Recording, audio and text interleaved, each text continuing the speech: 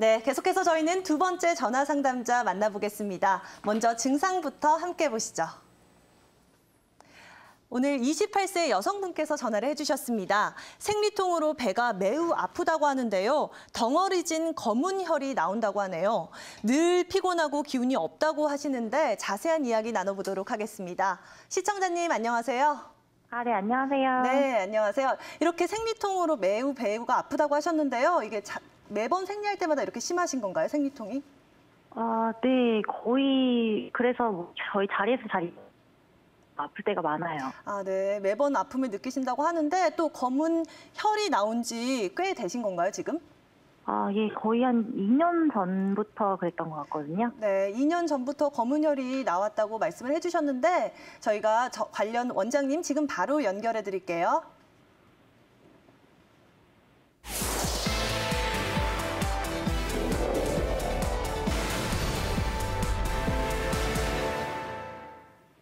안녕하세요, 시청자님. 네, 안녕하세요. 네, 반갑습니다. 네. 자궁 내막증 때문에 불편하시다고 하셨는데 진단 받으신 지는 얼마나 되셨어요? 한 2년 전에 너무 배가 아파서 병원에 갔었는데 큰 병원으로 가보라고 하셨더라고요. 그래서 초음파 검사 2가지 했는데 오른쪽 난소에 혹 같은 게 있다고 내막증이라고 하셨어요. 그래서 그 당시 어떻게 치료를 받으셨어요? 그리고 수술하자고 하셔서 일단 수술하고 호르몬 치료 같은 걸 받았는데 다시 재발을 하더라고요. 그리고 수술이 잘못된 건지 왜 이런지 잘 모르겠는데 생리할 때 굉장히 많이 아파요. 그래서 검은 혈도 이렇게 덩어리져서 나올 때도 있고 몸의 컨디션이 상당히 안 좋아요. 그날만 되면. 재발했을 때 수술하시기 전에 그 자리 똑같은 자리가 아프세요, 지금도? 아니요, 왼쪽 난소로 옮겨갔다고 하시더라고요. 그래서 계속 이렇게 살아야 되는지 아니면 수술 또 받기도 무섭기도 하고 원인은 가장 많이 답답. 지금 생리는 규칙적으로 하시는 거예요? 그런 편인데 컨디션에 따라서 조금씩 다르기도 해요. 네, 키하고 몸무게는 지금 어떻게 되세요? 168에 55kg입니다. 네, 그래서 지금 현재는 그냥 다른 치료 안 받고 그냥 견디고 계시는 거죠? 예, 현재로는 그렇습니다. 네, 그러면은 한의학적으로 저희가 좀 도와드릴 수 있는 방법이 있을 것 같아요. 네, 제가 자궁 내막증이 무엇인지부터 해서 좀 자세히 말씀드릴게요.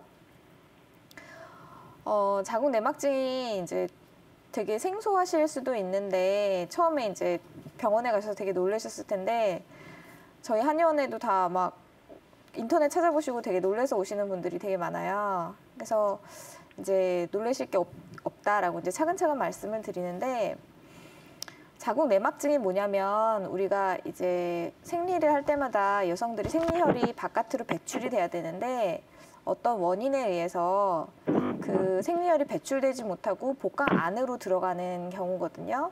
나팔관을 타고 난소에 생리혈이 붙거나 아니면 폐 쪽으로 가는 경우, 장으로 가는 경우, 뇌로 가는 경우도 있습니다.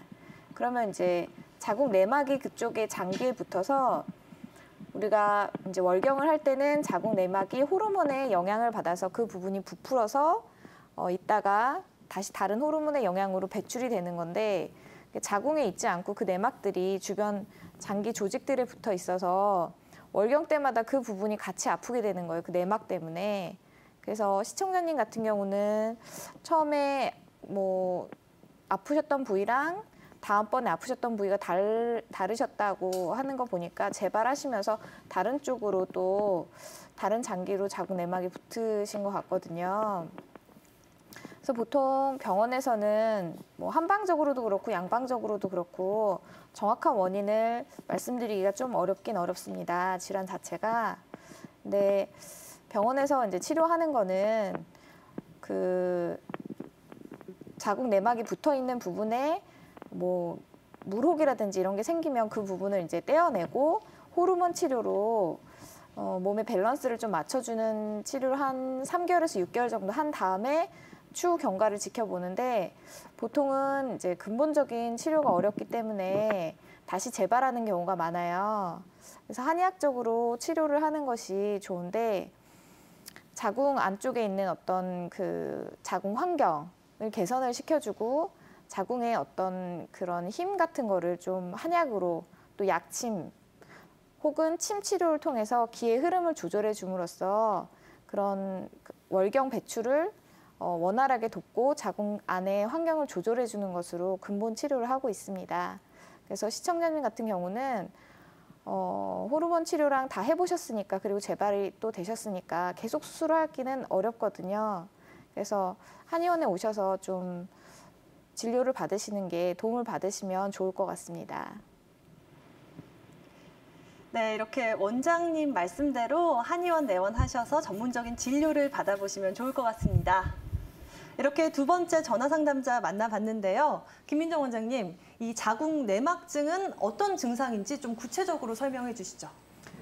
네, 아까 전에 제가 이제 설명드렸던 부분에 조금만 더 덧붙여서 말씀을 드리면 그 자궁 내막증이 그 자궁 내막이 다른 장기 조직에 붙는 건데 원인에 대해서 굉장히 궁금해하시는 경우가 많아요. 근데 딱 꼬집어서 말씀드리기가 어렵고 유전적인 요인이 좀 있을 수 있고 환경적인 요인이 있을 수 있고 요즘 들어서 자궁 내막증 환자분들이 좀 늘어나고 있는 추세인데 그 원인 중에 하나가 출산이 좀 늦어지는 것을 좀 그 원인 중에 큰 원인 중에 하나로 보고 있습니다. 그러니까 자궁이 좀 쉬어야 되는데 계속 생리를 하면서 쉬지 못하고 그런 환경에 계속 노출이 호르몬에 자극이 계속 노출이 되면 자궁 내막증이 걸릴 그런 확률이 좀 높아진다고 보고 있고요.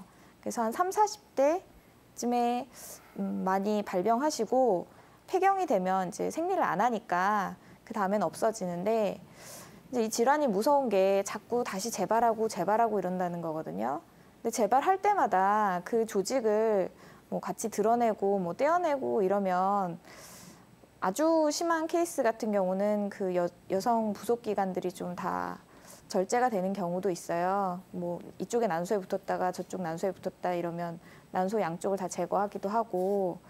근데 근본적인 치료가 그래서 좀 필요하거든요. 그래서 한의학적으로 접근을 하면 혹이 생긴 것 같은 경우는 뭐 점점 커져서 난소 염전을 일으킨다든지 다른 큰 복통 뭐 이런 2차적인 질환으로 발전할 수 있기 때문에 수술을 하는 게 맞는데 그 뒤에 다시 재발하지 않도록 치료를 할 수 있는 방법은 한방적인 방법이 굉장히 뛰어나다고 저는 생각합니다.